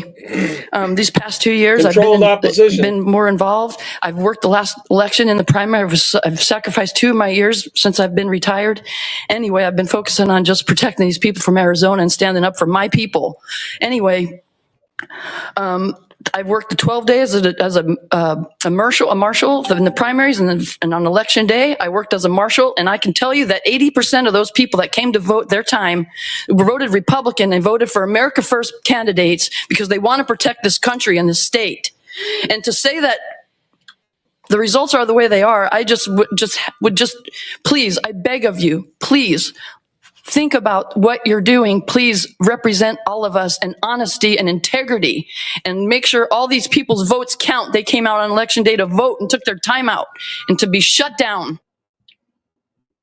Yep, they've been cheating too. What's most important is I had an opportunity to speak to a gentleman whose name I will not mention here, but all I know is his first name, but he identified himself as a Dominion employee on contract to Maricopa County. What I observed was that the machines were optically reading the mail-in ballots, converting the paper ballots into an electronic image, and discerning the voter tabulation data into an electronic format. So on Sunday, November 1st, in the adjudication tabulation scanning room, and in witness with other observer who is here to testify today as well as my witness, I spoke to this gentleman from Dominion and asked questions on the computer systems contained in the room and contained within that caged area connected to the ballot scanners. On that day, I asked the gentleman how the tabulation data and scanned images were being stored and backed up. It's common practice in computer system IT administration to do regular disk backups or system backups in the event that some sort of failure occurs to that system. The gentleman stated that he would perform a manual daily backup of the system to an external hard drive attached to and within the secured computer bay glass cage as I described. The hard drive was in a rubberized orange case and easily visible. He pointed to it and identified it. I asked what software program he was using to perform the backups. He stated he was not using an automated backup, but inferred that he was doing a simple manual copy of data to this orange disk, as I'm referring to it here in my statement.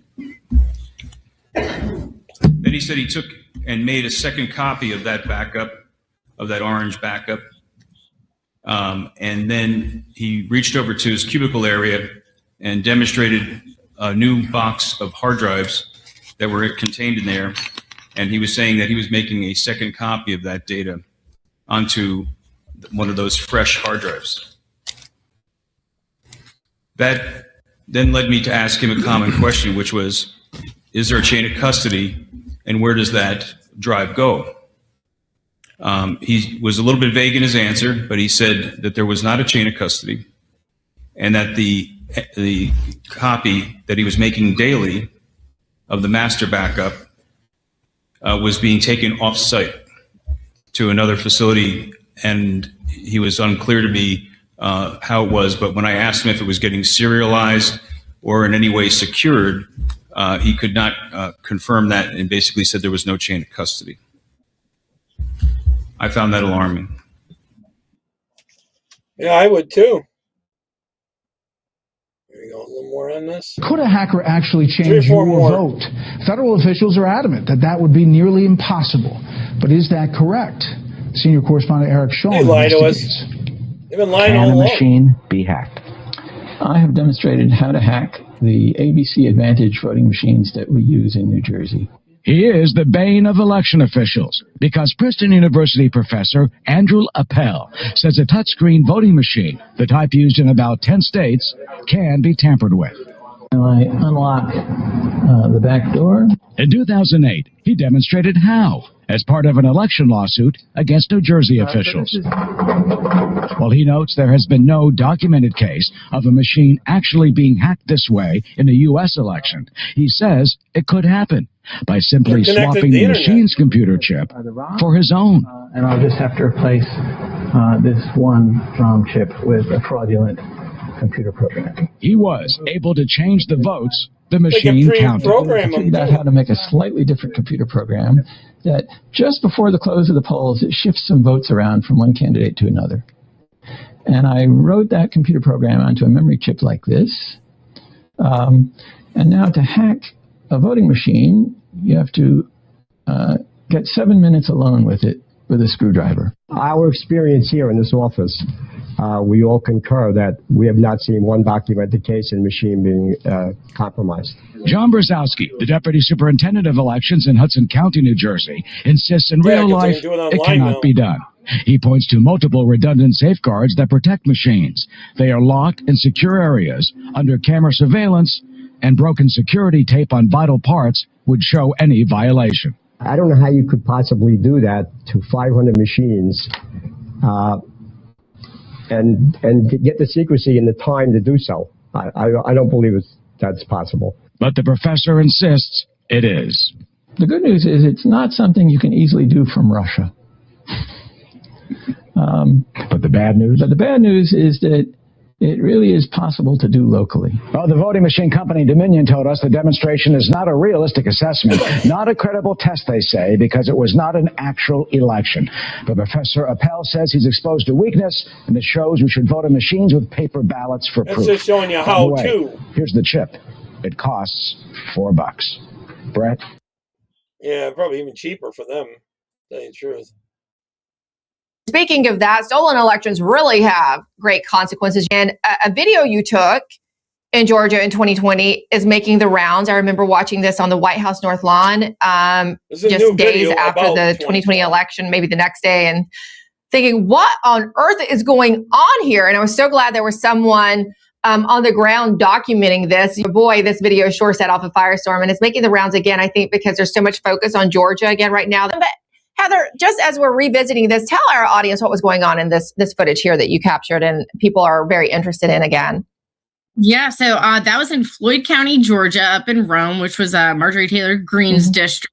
But during the 2020 election recount, I had been at State Farm Arena originally where they were recounting ballots. And I heard from somebody there that they found 2,700 votes around up in Floyd County. So I reached out to the local GOP chair there. I said, is there, they're recounting. Is it open to the public? He said, yeah, it's open to the public. So I drove up. It was about an hour north of Atlanta, I would say, give or take. And I went there, I started asking questions. They were counting ballots, they were pulling box, and they seemed a little frazzled because the numbers weren't adding up. And so just the sole reporter there, armed with an iPhone of all things, I start asking, can I do an interview? What's going on here? Explain to me, where are the ballots? Why aren't they adding up? Nobody seemed to have any answers. And they were all just sort of shrugging their shoulders we don't know. And what you're seeing on the screen right there are two Dominion technicians that are trying to troubleshoot, and they're rescanning everything. They're getting different sets of numbers. They couldn't figure out what was going on. And I just tweeted out these videos, and then I wake up the next day and President Trump, who was the sitting president at the time, ended up retweeting one of those videos saying, what the heck is going on? And next thing I know, when I went back there that morning, the place was crawling with other media because it got the attention of President Trump. And those election board members were not happy with me because it sort of put their little town on the map. And I'll end with this fun fact. The people that were actually counting the ballots on election night, right, when this whole discrepancy happened, right? Why weren't those 2,700 votes counted in the first place? One of the guys that was actually handling those ballots was a man named Eric Thomas, who was Kamala Harris's campaign photographer during the primary, and somehow managed to get a job working for Dominion and was overseeing the ballots on election night in a predominantly red county that came up 2,700 votes short for Trump. My biggest question since this has all happened is, why hasn't that guy been subpoenaed? Why hasn't that guy ever been asked, what happened that day under oath? Because he was part of that scandal. And unfortunately, the chief elections clerk pretty much took the fall for it. Brad Raffensperger sort of shifted the blame onto that guy, still in power, but never mentioned this guy. And so that's still sort of an unsolved story in my mind that I'd love to see somebody, maybe House Oversight Committee, if you're looking into the 2020 election, maybe bring that guy in and ask him a few questions. That's an excellent point, Heather. I'd almost totally forgotten about this guy until we started looking at all of this again. Heather Mullins, I hope someone takes you up on your suggestion. Yep. I kind of think they've been doing it for a while, and they're kind of bold and brash about it. So I'm going to get into the whole Omar false fake crap. Here we go. The whole acting job. In the American film industry. And without further ado, the Oscar for Best Performing Political Actor goes to Ilhan Omar. Woo! Ilhan Omar defeat Jussie Smollett, whatever his name was, the French actor who staged a white supremacy attack, hiring two Nigerians to attack him and scream, "This is MAGA country," or in a typical Nigerian accent, "This is MAGA country." Ilhan Omar has gotten desperate, and now she's out here staging attacks to make herself the victim, to draw sympathy out of the country. It's disgusting. Ilhan's under tremendous pressure. It just came out that the Biden administration, the Biden DOJ, had an investigation into Ilhan for her finances. She made millions of dollars, from $50K to $5 million in a year. You know, that's a 10,000% return, which my guy Ross Givens actually talked about. And we're doing a webinar on that on Thursday, as you guys know. So Ilhan is under investigation by the Trump DOJ as well as Congress. President Trump confirmed it. He said Ilhan Omar is under investigation by Congress. They're looking at her because, you know, it doesn't make sense that she started from nothing, you know, $0, and now she has 50 million and made 5 million in a year. Everyone knows Ilhan Omar is sucking congressional secrets out and giving it to her husband, who then makes trades. Yeah, that's how she makes her money. And now, today, Ilhan Omar had a town hall, and oh my gosh, she got attacked. Oh no. Oh, Diesel, the person who's in the news with all these negative headlines about her, who's getting confronted 24/7 about the fraud the Somalis commit in Minnesota, like January 6th. to send money to Mogadishu to build real estate. Oh my gosh, that person got attacked. Here's this video, and then I'm going to tell you why this is so fake, how it's fake, and how we know it's fake. ICE cannot be reformed. It cannot be rehabilitated. We must abolish ICE for good.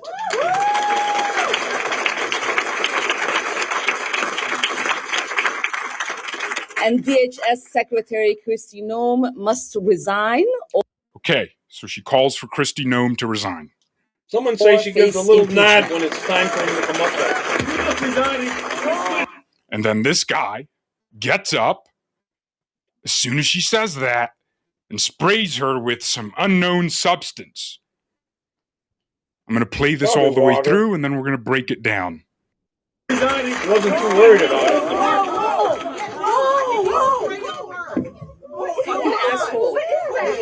I don't know. Oh my God, he sprayed something on her. I need napkin to know nothing. A lot of people are saying, why did she go to the bathroom, try to clean herself off, have herself checked, any of that stuff? Normal reactions. No, we will continue. No. She wanted to make sure a lot of people got to see this video, though, when she gave her little speech. Hello, my name is Alexander Yermak. I was a musician, and now... Oh my gosh, all of a sudden she's fighting her security, saying, we will continue. No, we will continue. These fucking assholes are not going to get away with it. You need to go get checked. No, I don't know what... Yeah, we want her butt out. She thinks she's Trumpet Butler. Fight! She thinks... I wonder if Minnesota really had a redistricting, if she'd end up winning, her seat in Congress. Because I'm sure her district is pretty much all Somalian. She's doing the same thing here, and she thinks we're buying it. That's whatever it is smells so bad. She needs to go get checked. I don't know that's what that That's was. what they want. Please don't let them know. It's not about him, Ilhan. It's not about him. It's about your safety. No, he sprayed something on you. You need to go get all set up. They're all in on it. Oh, look at me. I'm so brave. I got sprayed, but I fought They're not back. worried about whatever that you sprayed on her. We're gonna keep talking. Just give me 10 minutes. Just give me 10 minutes. If it was in Somalia or something like that, they throw acid on women all the time, especially on their faces. So I beg you. Please don't let them have the show. Please don't let them have the show. Please don't let them have the show. Please don't let them have the show. turns out this guy's the husband of the woman who works on her campaign, right? And he's a real leftist, far leftist, real trans supporter. Wears the big hair. There's plenty of pictures. I got some I'm going to bring up a little bit. Here is the reality that people like this ugly man don't understand. We are. Oh, you mean your campaign staff that stayed just with you? Minnesota strong, and we will stay resilient in. How do you get that front seat exactly where you need to be to step up there and do that? In the face of whatever they might throw at us.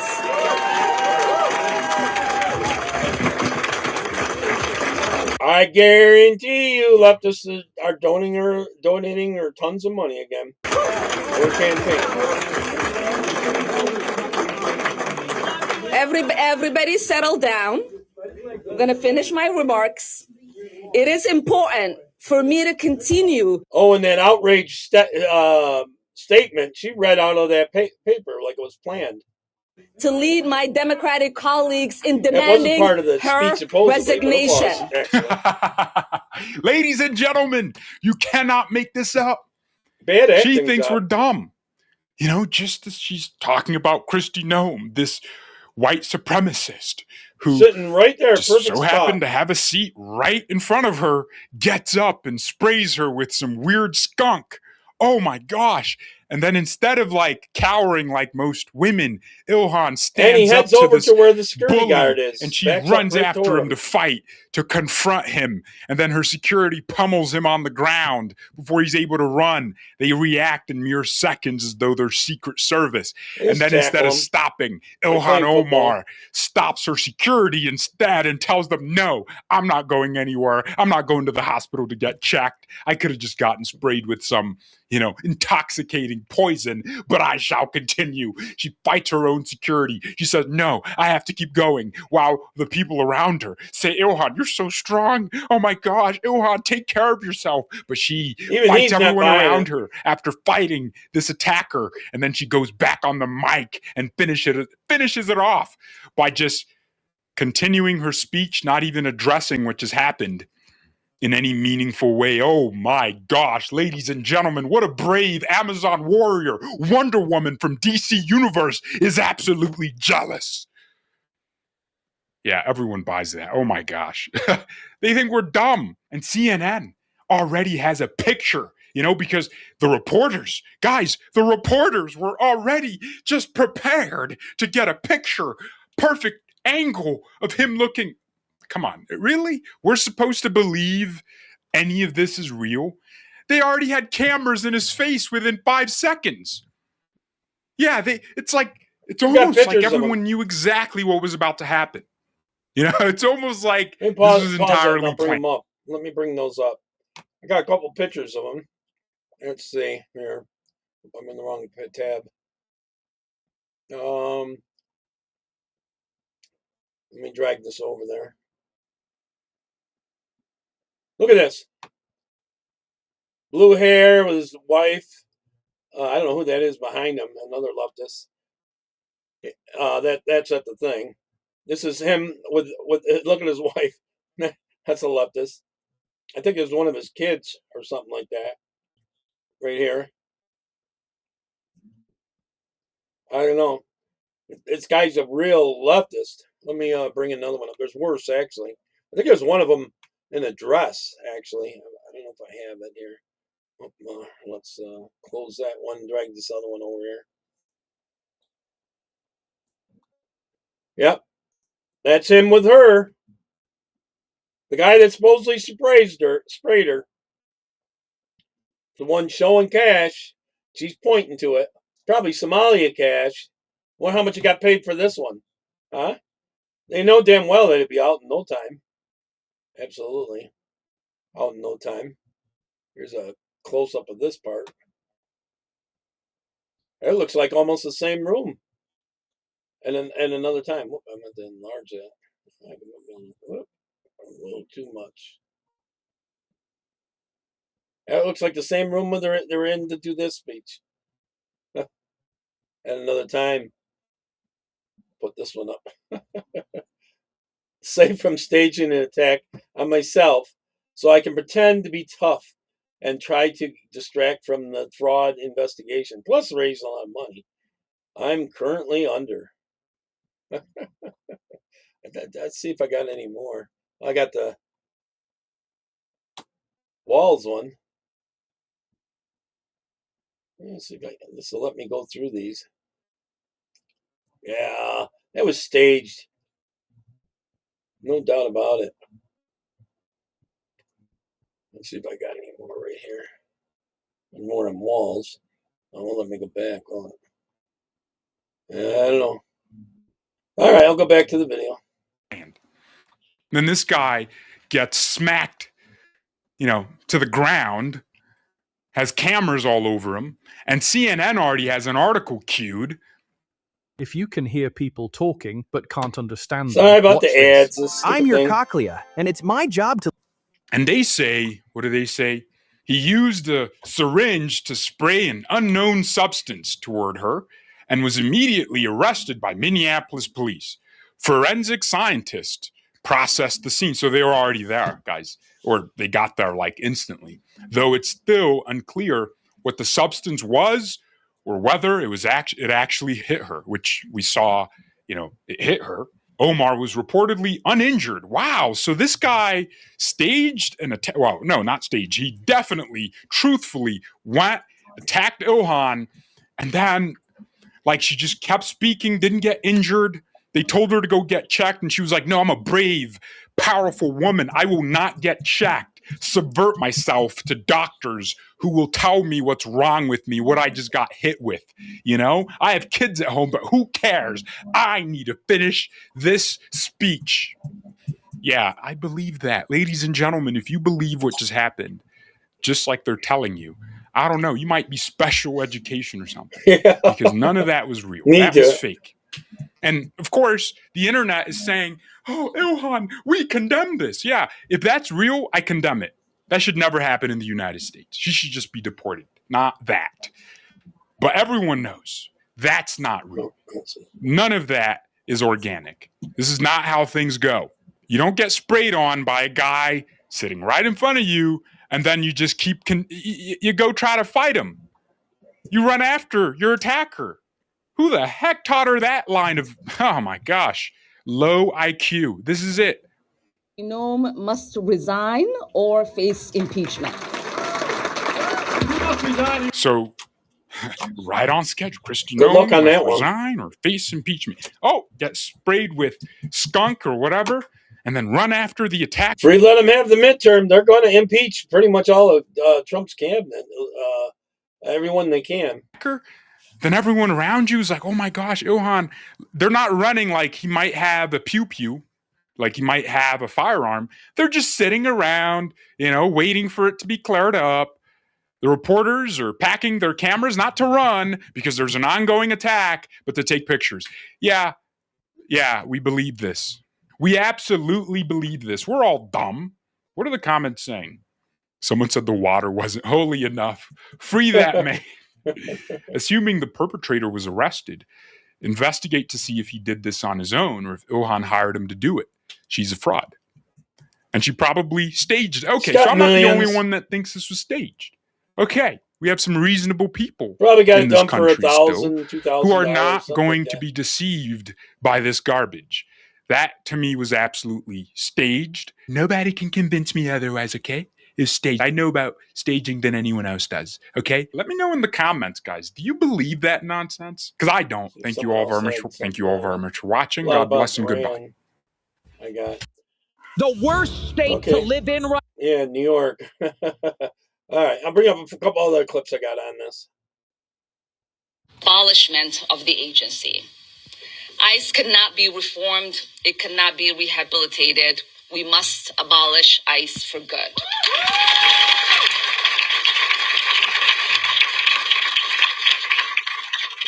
And DHS Secretary Kristi Noem must resign or face impeachment.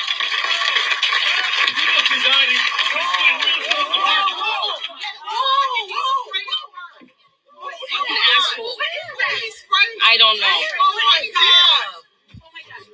You know, I wouldn't consider myself like a conspiracy theorist. Yeah. But no, there's that's other just a little people, hard just for they me to don't make believe. comments. The timing seems a little bit too perfect. Especially on the other On top of that, platforms, they he don't sprayed much. whatever he sprayed on her and kind of stumbled goofily Floor's to the all side yours, until John. somebody tackled him. And what was funny to me is she went at him like she was really about to give this man the hands. That's I what don't know. also makes me be like, that seems more staged. From what I've seen, John, declaring martial law tends to hurt you because they can beat you over the head with it for like ever after that, you know? So the erection, I forget exactly what they call it, act, whatever, interaction act, that might help putting some of these people behind bars. But the martial law ends up costing you tends to, from what I've seen in the elections afterwards. So she can look tough and like she's not backing down. Ooh, Ilhan's tough. I'm having a hard time believing this was real. I'm not saying it's not. Now, let me be clear. No politician should be attacked because they're speaking. So let's make that clear. But I'm having a hard time believing this was a very real interaction. Again, it could be. My feelings could be off. It seems like she was waiting for this to happen after she said she must resign. Some and then, like say I that said, she he gets nodded up her and head. sprays something and stumbles off goofily to the side until he gets tackled. Like, he could have just sprayed her sitting down. So then that means that this was a Trump supporter who got into her event, sat in the front row at the perfect spot for that to happen, and then had the spray, had all this planned out. I mean, is it possible? Yes, I'm just having trouble believing it, especially this part. Ilhan was about to give him the hands. Y'all see that? Yeah, that's just hard for me to believe. Something tells me that if this happened in a dark alleyway and she wasn't in the middle of a room and it was just her and that man who did this, I don't think she would be running at him with a fist. Call me crazy. I think she'd be trying to get away. Again, call me crazy. I don't know. The whole thing just stinks. No pun intended. And you know Democrats are super performative. So maybe a little right-wing political violence will help them with their case against ICE and Kristi Noem. So yeah, I'm a little skeptical, to say the least. What? Well, that's all I got for now. Don't forget I have a free email newsletter. I send this out every morning around here's 7 another a.m. one on it. Central. And DHS Secretary Kristi Noem must resign or face impeachment. See the picture here with him, and the other guy.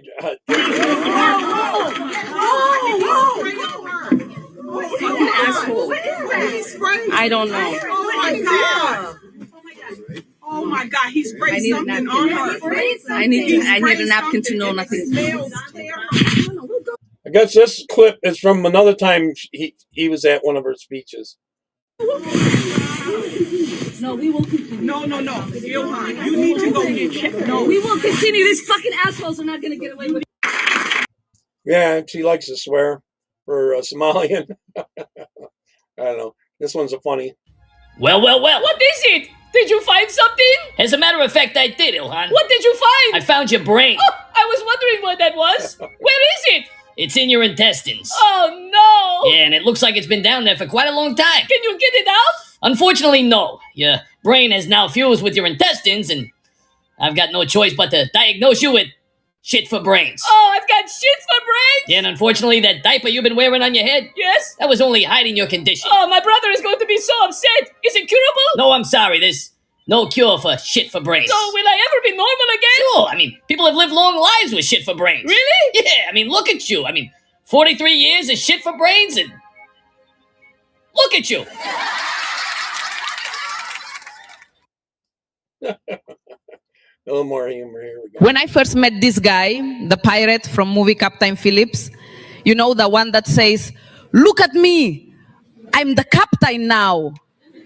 I thought he was kind of hot, you know, all malnourished and shit. But I cannot sleep with man if he not my brother. So I go to Ancestry.com to see if he related to me, and bam, I find out he is my brother. So now I'm about to make him my captain, if you know what I mean. Yep. All right. Well, apparently a priest has sprinkled Representative Ilhan Omar with a little bit of holy water. And I mean, that bitch just took off like she just got caught in a daycare scam. I think I have one. This is humor. I'm trying to find. I thought I had one more on this. Terrorist. Maybe I'll play it tomorrow. I think I'll be on tomorrow at 2. Here, let's play this one. Extra, extra! Trump deported a U.S. citizen who didn't even break the law. No way! Really? Yeah. Okay, but did that really happen? Well, technically. Well, I wanna He was play an this one, too. undocumented U.S. citizen, This one and he doesn't include did that. break the law, but only in the sense that arson is still illegal. Technically. Technically. Well, I'm already feeling emotions, so none of those distinctions matter. What? The story was a complete lie. A lie? Because of some technicality? How about this? Trump deported a community organizer even though they were Yeah, born same here and exact- never broke the exact law. rules. Just because they were. He's like a bum. I've seen several pictures of him at different events with almost the same thing or the same thing, John. Hispanic. Oh my gosh, I'm so emotional about that. And when you say he was born here... The world. He was born in this world, human like the rest of us, technically. in Italy. And he wasn't in a gang? Oh, I get it. When white people do it, it's community organizing. But when a Venezuelan does it, he's in MS-13, technically. Yeah, seriously. You've got to be kidding me. Oh, you just want to blow that off? Well, how's this, you monster? Trump deported an aspiring nuclear physicist whose family had been here since the Mayflower, simply because he got a tan last summer and looked a little brown. I feel I need to ask for clarity. Clarity? I think it's clear you're going to hell. By here since the Mayflower, do you mean he's of Aztec descent? Technically. He was also technically. Chechnya. A child trafficker. We're done here. Just another uninformed voter with his fake news. Thank you for watching. That's funny. Okay, this guy's claiming that the Democrats are in panic about the immigration enforcement. Look at this above my head. This is the 2030 apportionment. And he's probably right. Which will be based off the 2030 census. So this is predicting So if that's in states the will future. increase That's why in they're electoral desperate votes, to win decrease this in electoral midterms. votes, or stay the same. If you pay attention, every single state that's decreasing in electoral votes is blue. Essentially, every state that's green is either red or trending red. You can argue or debate about Georgia, but my overall point still stands. This is terrifying for Democrats, and I'll explain why. This is also Electoral likely why votes are Joe gonna Biden lose. let in millions upon millions of illegal immigrants, and why we've seen Democrats fighting us so hard to enforce our immigration laws and deport these illegal immigrants. So 3 things are They'll need converging at more than once the right blue now. wall. The to first win. one is people are moving from blue states to red states. They'll The need only 2 reason extra California states, has been like seeing Georgia, consistent population gains is due to North international Carolina. migration to California. Not even Americans sure are that moving would out of give it to 'em. California to red states. And again, why is this important? Because of apportionment. So let's take this a step back and let's just talk about off the jump when it comes to presidential elections. Electoral votes. Republicans start at an advantage when it comes to electoral votes, meaning there are more solid red states than there are solid blue states. So depending on how you look at it, Republicans start with around a 240 electoral vote baseline before the election even really begins. That's baked in. Democrats start with around a 200 to 210 electoral vote baseline. Republicans already have the advantage there, and that's essentially just off the rip. So let's think about this. I'm going to go back a little bit. First thing, Republicans already have a baked-in advantage when it comes to the Electoral College. They already start closer to 270 than Democrats do. Again, this is based off of solid red states versus solid blue states. Now, here's the second thing. Individuals are moving out of blue states and moving to red states, which then in 2030, from then on, for the next 10 years, it will increase red states' electoral vote baseline. So once 2030 starts, the advantage for Republicans will even be larger. Now let's add the third thing, which is voter registration. Democrats are Just losing like the a ton of big voters. three, huh? Yeah. Independents are gaining a ton of voters at Democrats' expense, and Republicans are gaining in voter registration. So now let's add those three things. Democrats have a lower baseline when it comes to electoral votes. The census shifts are going to lower their baseline even further when it gets to 2030. And they're having registration issues. They're losing voters. What is one way to offset this? Immigration. Remember, the census counts bodies, not citizens. So when Trump is deporting immigrants, this is harming Democrats. That's why they're fighting so hard to keep them here. It's insane how much they are. Because again,